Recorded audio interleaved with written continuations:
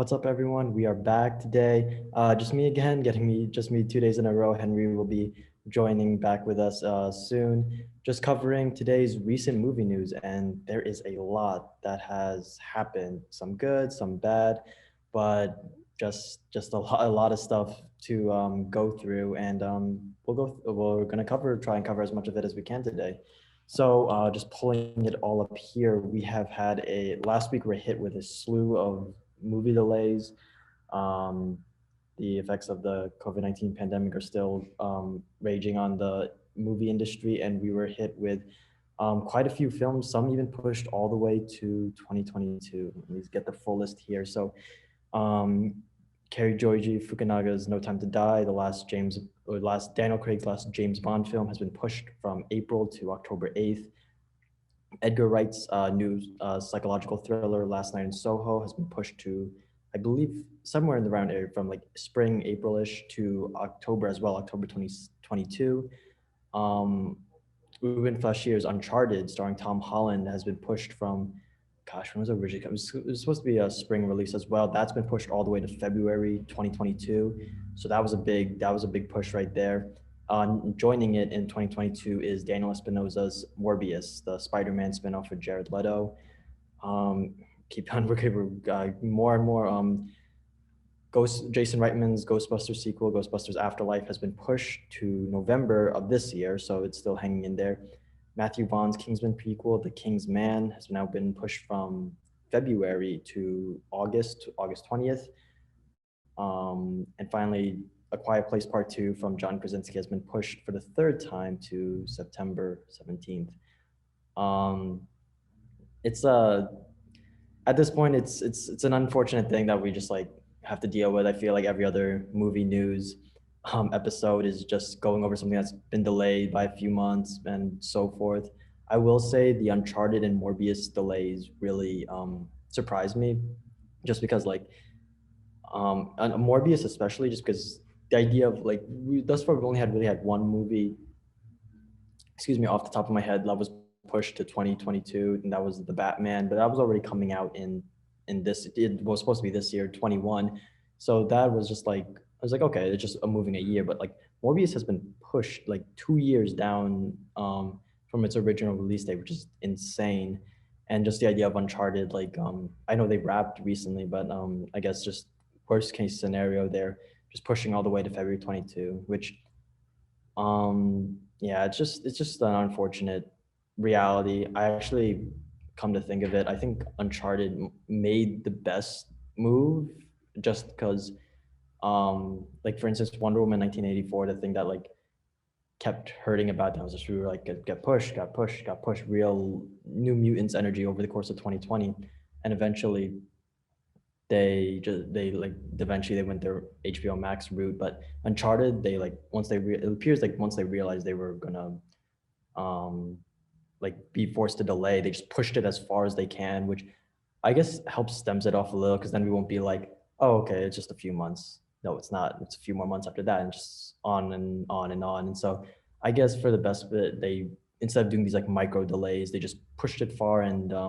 to try and give them as much leg room as they can. So uh, I guess in some way that is the best move. I'm hoping none of these movies get pushed any further. I'll admit the one that I'm most disappointed by is No Time to Die and Last Night, because those two are some of my most anticipated films of 2021. We haven't even seen a trailer for Last Night, so we've been getting teased with images, but we just gotta keep waiting. Unfortunately, it's just the name of the game right now. But yeah, just a lot of things delayed. Just gotta be careful and try and hope that like movie theaters survive, and that the movie industry is just a bit recognizable. The movie theater industry is a bit recognizable still when come around the later half of this year, when who knows what will be in theaters, if things will still get pushed, but here's hoping. Here's hoping. Moving on from the bad news, wanted to get that out of the way. We have apparently a Willy Wonka origin film is in the works. Now, I wasn't expecting this, but at the same time, like, at this point, like, why not? Like, there's been so many more random projects like commissioned in Hollywood, like over the past like year. It's like, at this point, it's just like, all right, yeah, why not? Like, well, let's just roll with this. I mean, good, bad. It's just seems to be just following in with the let's resurrect the franchise years after it's since ended type thing. I don't know. We'll just see. It's I love the original Willy Wonka, Willy Wonka and the Chocolate Factory, Gene Wilder, may he rest in peace. That one's just a great time. I love watching that film. So I mean, it's not the it's the most random property they could have chosen, but like I'm willing to roll with it, and then why the hell not? What's interesting, however, is apparently, and this is just rumors, so take this with a grain of salt. Apparently, the studios are courting either Tom Holland or Timothy Chalamet to play the role. And I'll just say outright, even if this is true, if this is not true, of those two potential castings, I'm throwing my hat behind Timothy Chalamet. I'm not gonna lie. It appears they casted specifically like again, this is just rumors, but like it seems they kind of like went with like, okay, let's cast one, like let's grab one that looks like Gene Wilder and one that could grow into Gene Wilder's version, one that can grow into Johnny Depp's version. And while I do side with the Wilder film as the better film, I'm like, I think Timothy Chalamet possesses that more like off kilter energy. Not that Tom Holland doesn't have off kilter energy, but it comes off as nerdy spider Peter Parker off like that nerdy like socially awkward side. Wonka is supposed to be jarring in a good way. Like it's sort of like this is a man in his own world. He is not like he's vibing at a whole other level than everyone else. And it is this is his playground. You just kind of like you gotta roll with what he's doing. And um I think Timothy Chalamet just possesses um, that ability to like maintain that off kilter more.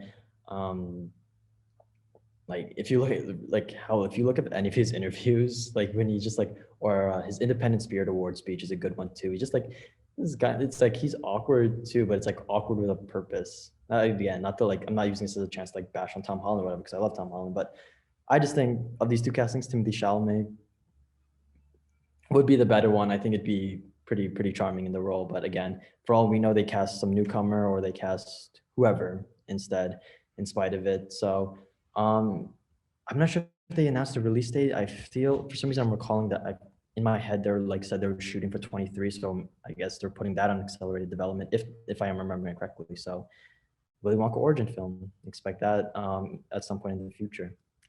And speaking of unexpected movies, Peaky Blinders, as you can see behind me, one of my favorite TV shows of all time, is getting a movie. The showrunner Stephen DeKnight recently announced that one, the show had resumed production after COVID delays for its sixth season.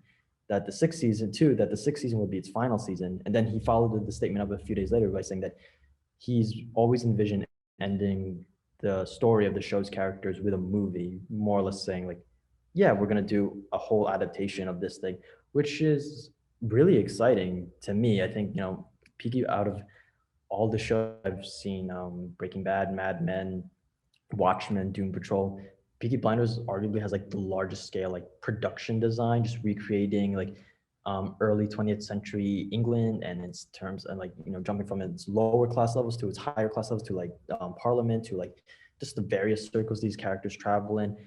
It has huge movie level design for sure. So I think like to the idea of seeing, like Killian Murphy, Paul Anderson, Helen McQuarrie, like on the silver screen, I think is going to be really cool.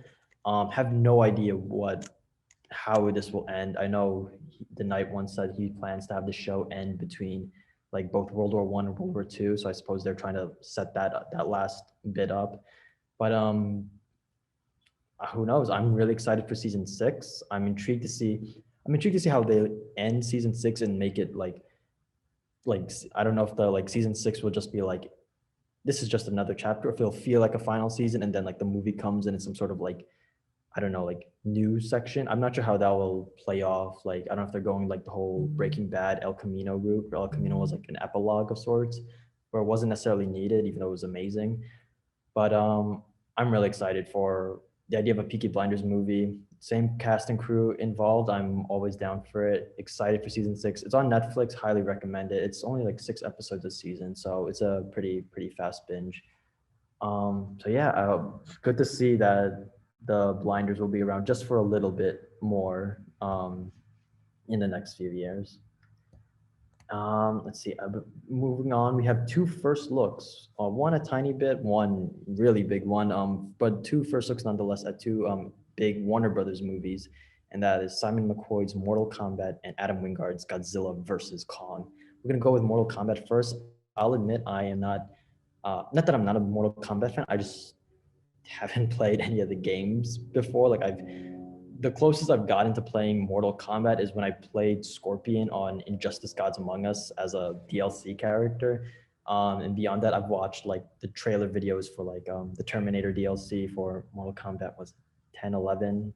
Sorry, again, I haven't kept up with the franchise, but like um, the idea of it getting a new movie adaptation, I think will be entertaining. I think for sure, like could it be bad following in the tradition of video game movies? I mean, like, yeah, sure, video game movies do not have the best track record at all, but like, I think it has a pretty entertaining cast. You got Mike Brooks from Supergirl, Ludi Lin from Aquaman. Um, what was it? Oh gosh, what was his name from The Dark Knight? Who plays the Chinese gangster? He's in it too as Raiden, I believe. I think it's just a James Wan from Aquaman and The Conjuring is producing. I think it'll be at the very least be one of those like big like Fast and Furious style like just fun movies. They've been talking a lot about how the fatalities are going to be like explicitly maintained to like the highest degree. So I'm really excited to just see like utter mayhem and gore, which is funny because I'm if you met the version of me like 5 years ago, gore was not my thing. But I guess that's what happens when you watch like The Punisher or whatnot. You just kind of like get used to it. So I'm excited to see just the utter like mayhem and like combination of like martial arts and like special effects. The first look was just pictures, but I already I'm not really aware of like Mortal Kombat mythology, but I do like the vibe it gave off. In particular, it looks like they're really maintaining like accurate comic book, accurate video game designs. So I think that's going to be really fun. I'm hoping for a trailer soon. That I just recalling that little bit in the part that they released, part of an HBO Max like promo, like Sub-Zero like creating ice, and I was like, oh, this is gonna be a lot of fun. It's gonna be really cool to see. So excited to get the full trailer.